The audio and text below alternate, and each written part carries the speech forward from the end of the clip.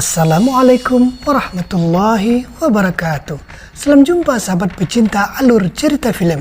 Semoga kita sekeluarga dan seluruh orang-orang beriman dan bertakwa kepada Allah Subhanahu wa Ta'ala selalu dalam rahmatnya. Pada kisah kali ini menceritakan seorang mantan petarung yang berasal dari jalanan dan kembali bangkit menjadi brutal karena anak kandungnya yang diculik oleh rekan bisnis ayah tirinya. Bagaimana aksi penjaga dan pembersih sasana tinju ini bangkit untuk meraih kasih sayang anak kandungnya? Langsung saja. Kisah berawal terlihat keributan di sebuah klub malam di Hong Kong. Tanpa sengaja, salah seorang memukul security yang menjaga di sana, yang membuat di antara mereka terkejut dan mengenali siapa security tersebut. Ternyata dia seorang petarung yang tidak pernah terkalahkan, yang telah lama menghilang, yang bernama Cheng Feng. Si pria gendut yang tidak sengaja memukul Cheng Feng menanyakan mengapa dia tidak membalas. Padahal dia dahulunya orang yang sangat brutal dan gila. Tanpa bicara apa-apa, Cheng Feng langsung pergi. Saat Cheng Feng membersihkan lukanya di kamar mandi, dia teringat masa lalu sebagai seorang petarung tanpa rasa takut dan mundur sedikit pun bila dia ditantang. Entah mengapa Cheng Feng yang begitu ditakuti banyak orang bisa diam saja tanpa membalas sedikit pun. Keesokan harinya di tempat berbeda, seorang pengusaha yang bernama Aili menemui rekan kerjanya yang bernama Heye, seorang kontraktor. Aili meminta agar pekerjaan Heye secepatnya diselesaikan karena Aili sudah banyak mengucurkan dana untuk proyek yang sedang dikerjakannya. Heye mengatakan pekerjaannya sedikit terhambat karena izin bangunan oleh pemerintah.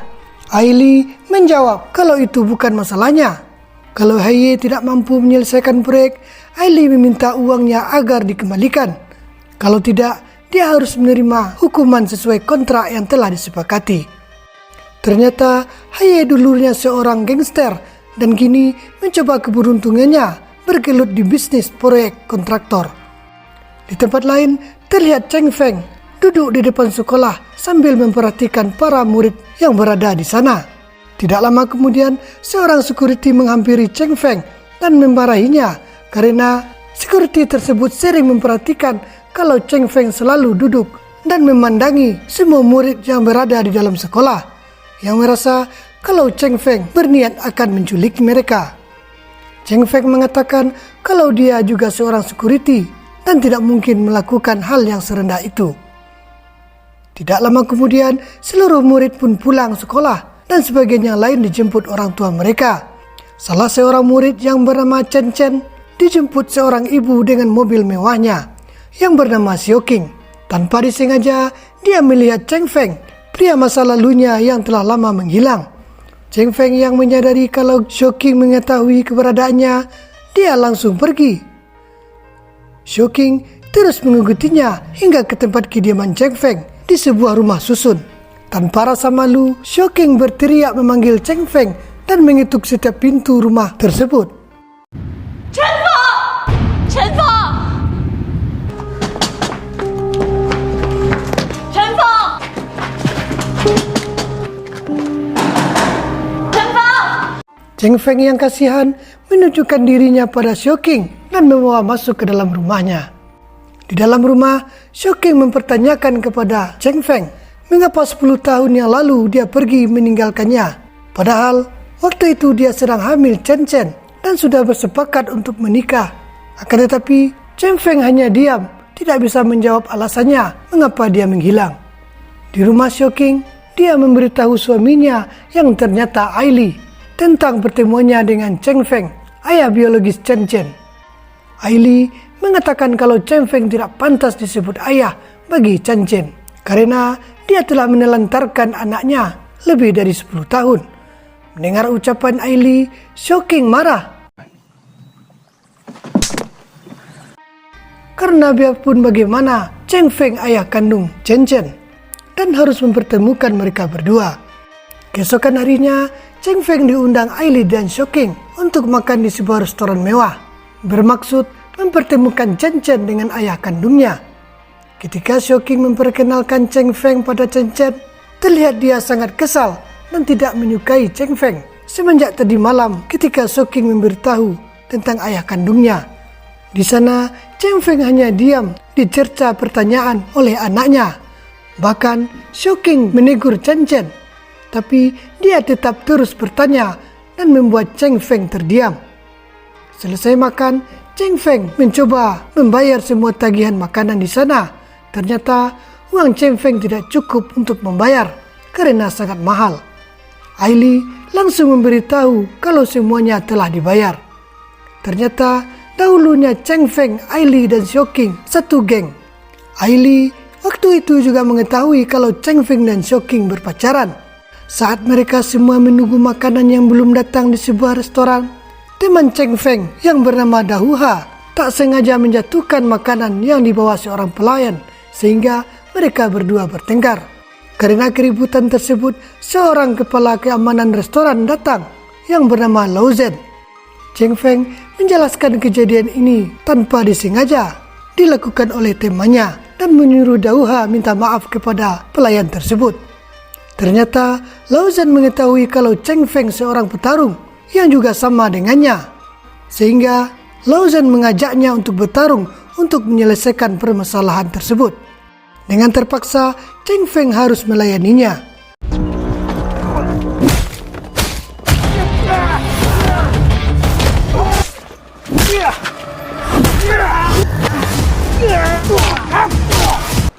但你防不了我的摔法。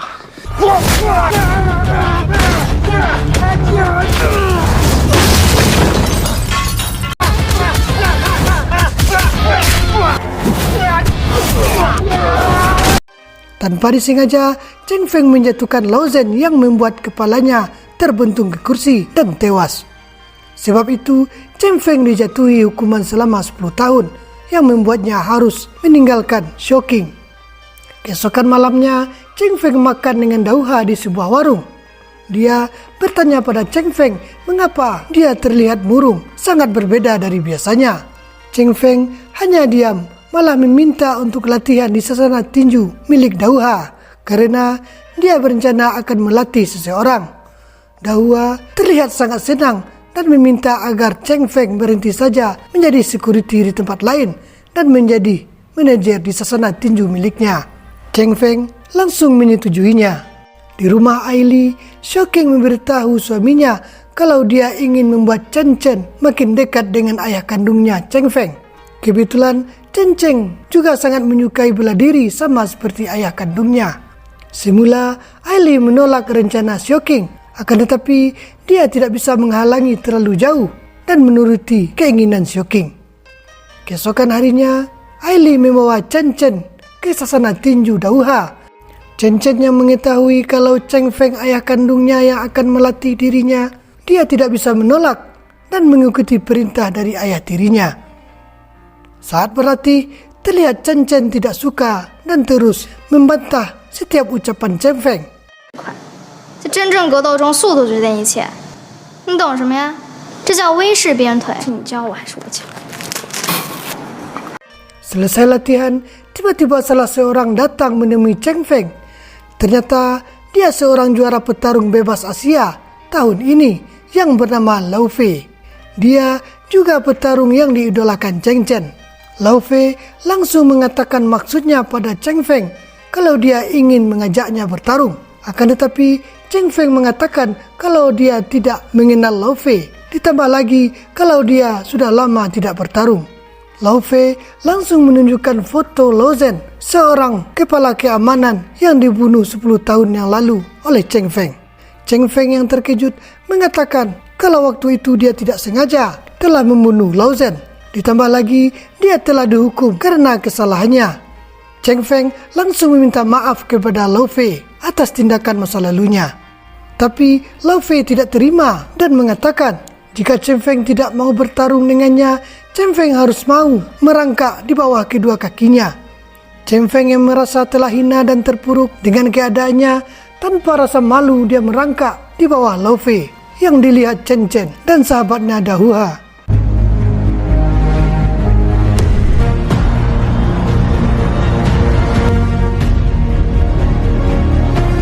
Lo Fei tidak menyangka kalau Cheng Feng mau melakukan hal yang serendah itu.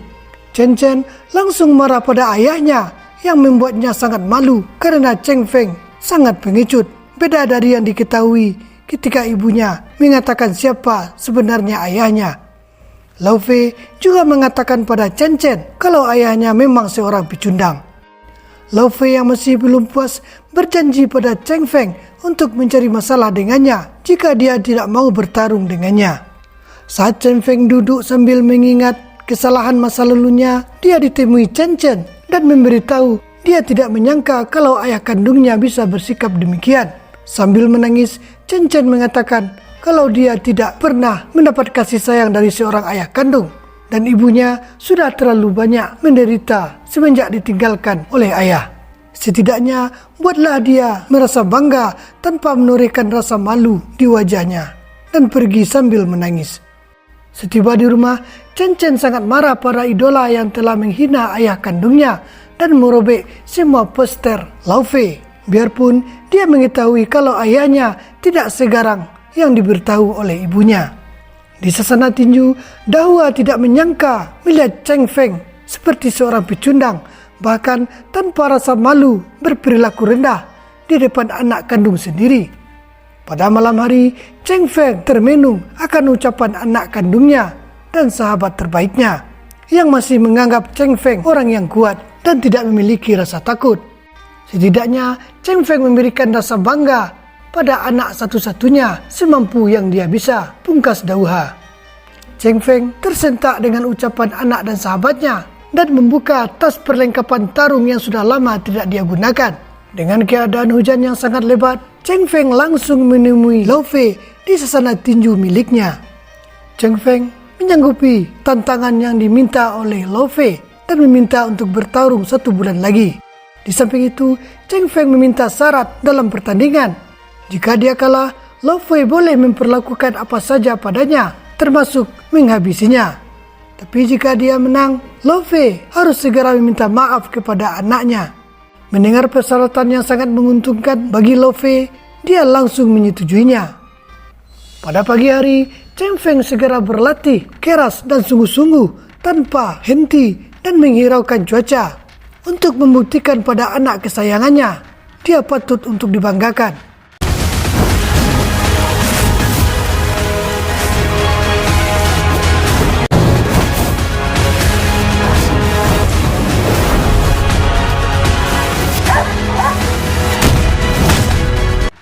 Di tempat lain, Lo Fei juga berlatih dengan sungguh-sungguh dan tidak mau meremehkan Cheng Feng. Karena dia mengetahui kalau dahulu Cheng Feng seorang petarung yang tidak terkalahkan dan berasal dari jalanan. Di sisi lain, Chen Chen masih kesal mengingat tindakan ayahnya yang membuatnya sangat kecewa. Setelah 1 bulan, waktu pertandingan tiba di sebuah tempat yang sangat sepi dan luas. Lo Fei mengatakan kalau dulu sebenarnya dia tidak tertarik dengan ilmu bela diri. Semenjak Lo Zhen tewas dibunuh Cheng Feng, dia bertekad mengubah jalan hidupnya menjadi seorang petarung terbaik untuk membalaskan dendam pada orang yang telah membunuh kakaknya. Mereka berdua akhirnya bertarung.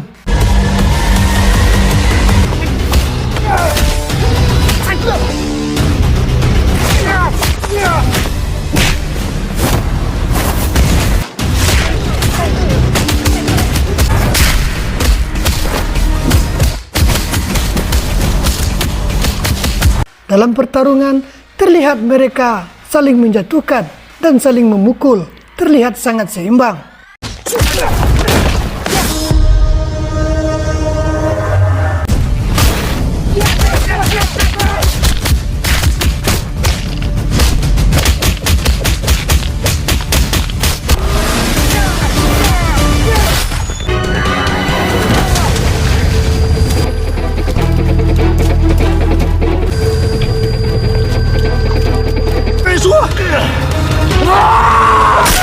Akhirnya, Cheng Feng berhasil mengalahkan Lo Fei.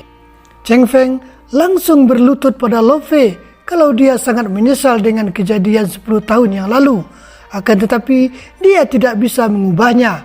Cheng Feng berulang kali bersujud pada Lo Fei meminta maaf kalau dia betul-betul menyesal.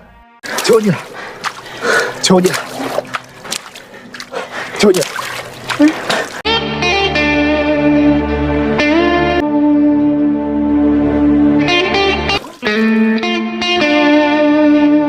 Melihat kesungguhan Cheng Feng, Lao Fei pun memaafkannya. Keesokan harinya, Lao Fei menepati janjinya untuk menemui Chen Chen dan minta maaf kepadanya, sambil menyerahkan poster yang sudah ditandatanganinya. Lao Fei mengatakan kepada Chen Chen kalau dia harus bangga kepada ayahnya karena dia tidak seperti yang Chen Chen kira. Keesokan malamnya, saat Cheng Feng membersihkan ruangan sasana tinju, Shocking menemuinya dan memberitahu kalau 2 hari lagi anaknya berulang tahun dan memintanya agar datang ke rumah. Shocking juga mengatakan kalau Cheng Feng jangan pernah merasa malu untuk menemui Chen Chen karena dia sudah tahu semua keadaan ayahnya di masa lalu. Untuk itu, usahakanlah agar sering dekat dengannya agar terjalin kebersamaan antara ayah dan anak. Pada pagi hari, Cheng Feng memberitahu Dauha kalau besok anaknya berulang tahun yang ke-12. Dauha memberikan Cheng Feng sebuah sarung tangan yang berwarna pink untuk hadiah ulang tahun anaknya. Karena dia sangat suka bertarung, sama seperti Cheng Feng.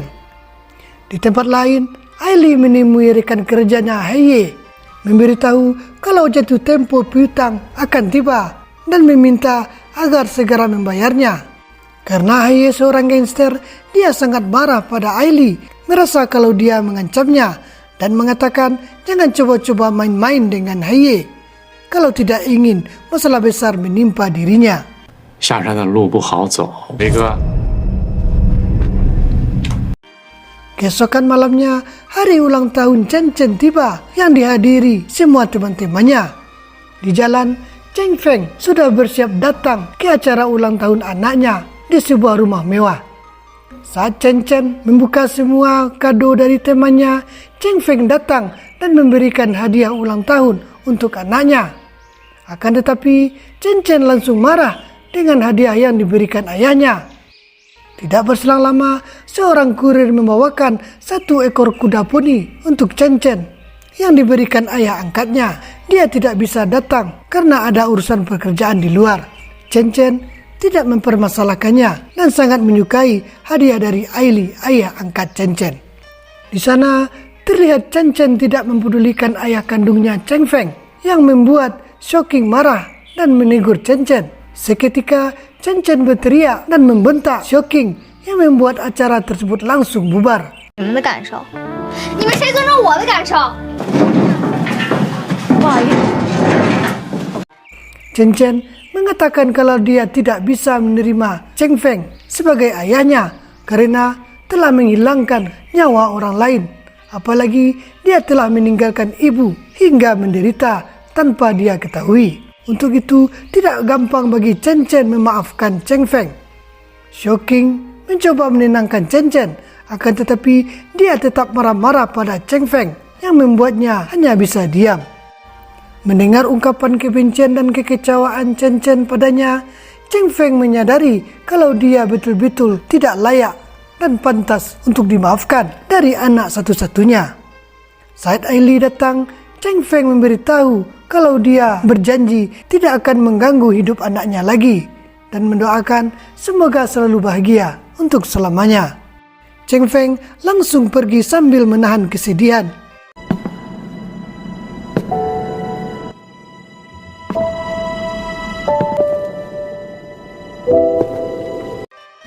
Ketika Chen Chen bermain dengan kuda poni yang diberikan ayahnya, ternyata para anak buah Heye telah berada di rumah Aili dan memutuskan CCTV dan langsung menculik Chen Chen. Ketika Aili keluar mencari Chen Chen, dia terkejut melihat Chen Chen tidak ada dan memanggil-manggil Chen Chen. Seketika itu, handphone Aili berbunyi yang ternyata dari Heye. Dia mengatakan kalau anaknya Chen Chen sekarang berada di tangannya dan meminta jangan pernah menghubungi polisi kalau ingin Chen Chen selamat. Aili meminta agar tidak membawa hubungan bisnis ke dalam keluarganya. Dengan marah, Heye memerintahkan Aili mentransfer setengah dari kekayaannya dengan berbentuk uang US dollar ke rekening Swiss miliknya dalam waktu 3 jam. Aili meminta agar diberi waktu karena itu semua terlalu cepat. Akan tetapi Haye tidak peduli dan meminta menuruti perintahnya. Cheng Feng yang duduk di tepi jalan, dia terkejut melihat Chen Chen diikat dalam mobil meminta pertolongan. Mengetahui kalau Chen Chen diculik, dia langsung mengejar mobil tersebut, berlari dengan sekuat tenaga.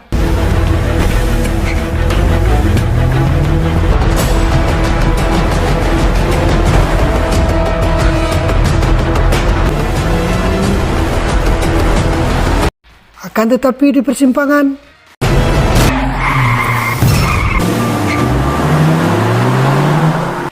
Cheng Feng kembali bangkit mengejar para penculik dengan menggunakan sepeda yang terparkir di tepi jalan.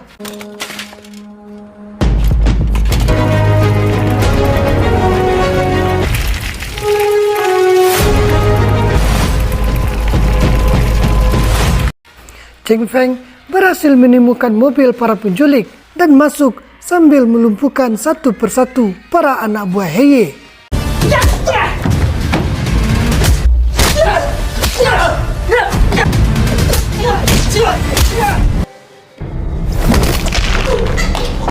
Cheng Feng segera menghubungi Shocking, mengatakan kalau dia telah berada di rumah para penculik Chen Chen.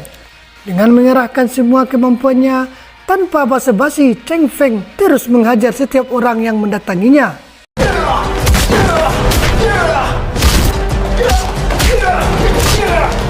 Sambil menanyakan di mana Chen Chen. Di ruangan lain, Chen Chen dibawa ke sebuah ruangan dan dijaga dengan ketat oleh anak buah Haye. Di ruangan utama, Cheng Feng kembali diuji kemampuannya dengan menghadapi puluhan anak buah Haye secara langsung.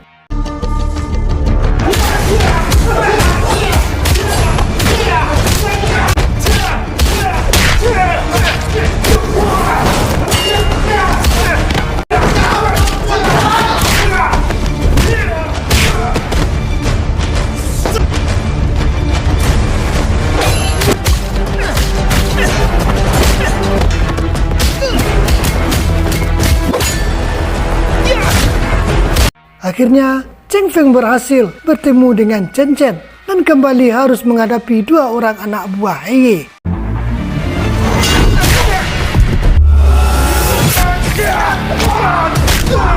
Kali ini, Chen Chen bertemu dengan salah seorang anak buah Haye yang dia rasa bukan lawan yang gampang untuk ditaklukkan.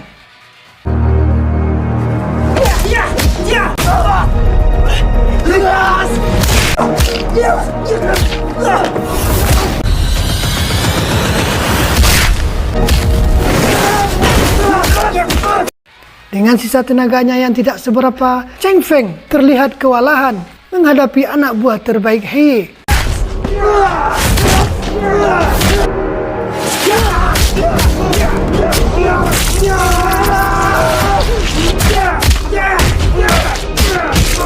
Chen Chen yang melihat pengorbanan ayahnya, dia hanya bisa menangis melihat kesakitan yang diterima ayahnya dari setiap pukulan yang dilakukan anak buah Haye.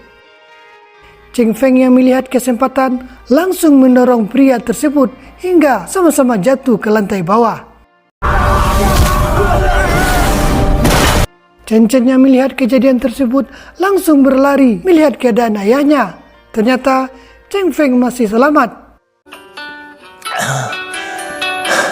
Cheng Feng kembali menghubungi Shocking kalau Chen Chen telah berhasil dia selamatkan dan sekarang bersamanya. Aili langsung menghubungi polisi dan menangkap Haye yang bersembunyi di hotel bersama pasangannya.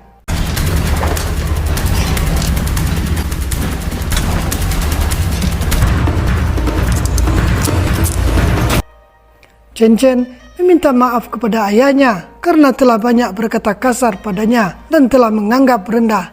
Padahal sesungguhnya ayahnya orang terbaik yang telah aku lukai, ucap Chen Chen. Cheng Feng mengatakan kalau dia telah memaafkan anak kesayangannya dan sebenarnya itu semua pantas dia terima.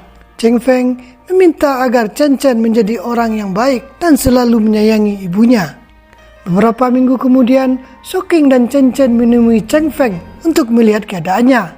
Shouking meminta agar Cheng Feng tinggal bersamanya dan putrinya, karena Chen Chen sepenuhnya telah memaafkannya. Akan tetapi, Cheng Feng menolak karena dia merasa lebih nyaman tinggal di tempat tersebut. Saat akan pulang, Chen Chen mengatakan pada ayahnya sambil tersenyum, "Setelah ayah sembuh, aku akan berlatih dengan ayah." Cheng Feng segera pergi duduk di tangga sambil menangis karena masih bisa mendapatkan kasih sayang dari anaknya biarpun hanya tersenyum, dan film pun berakhir. Terima kasih sahabat telah menyaksikan alur cerita film sampai selesai. Semoga dengan cara saya membawakan alur cerita film, sahabat semuanya dapat terhibur. Mohon dukungannya untuk subscribe, like, dan komen. Akhir dari saya, wassalamualaikum warahmatullahi wabarakatuh.